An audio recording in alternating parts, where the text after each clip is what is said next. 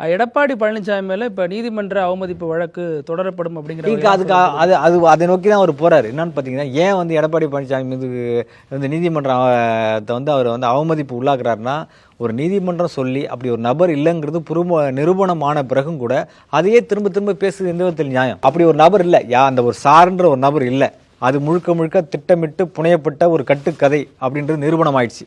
நிரூபணமான ஒரு விஷயத்தை போய் மறுபடியும் அப்படி ஒரு நபர் இருப்பாங்கன்னு சொல்லி வந்து நான் ஜோசியம்மா பார்க்குறாரு அவர். ஆர்வடத்து வந்து இங்கே வந்து சயின்டிஃபிக்காக ப்ரூவ் பண்ண அறிவியல் ரீதியாக மெய்ப்பிக்கப்பட்ட ஒரு விஷயத்தை நீதிமன்ற நடவடிக்கை வந்து நீங்கள் வந்து ஜோசியம் பார்த்து சொல்ல முடியாதுல்ல.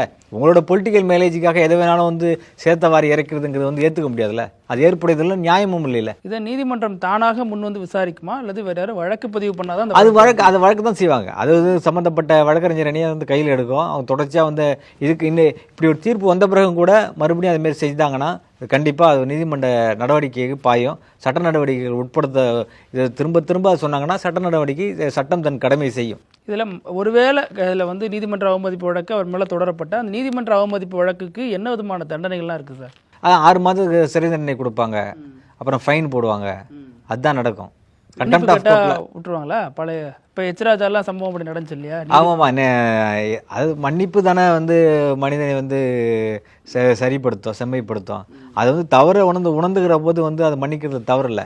வேணும்னே மன்னிப்பு கேட்டு மறுபடியும் செய்கிறாங்கல்ல, அதே தவிர அது ஏற்றுக்க மாட்டாங்க. ஒரு முறை அதுக்கு வாய்ப்பு கொடுப்பாங்க. அண்டர்டேக்கன் அஃபிடேவிட் ஒன்று ஃபைல் பண்ணுவாங்கல்ல, நாங்கள் இது இனியும் இதுமாரி தவறு செய்ய மாட்டேன் அப்படின்னு சொல்லுவாங்கல்ல.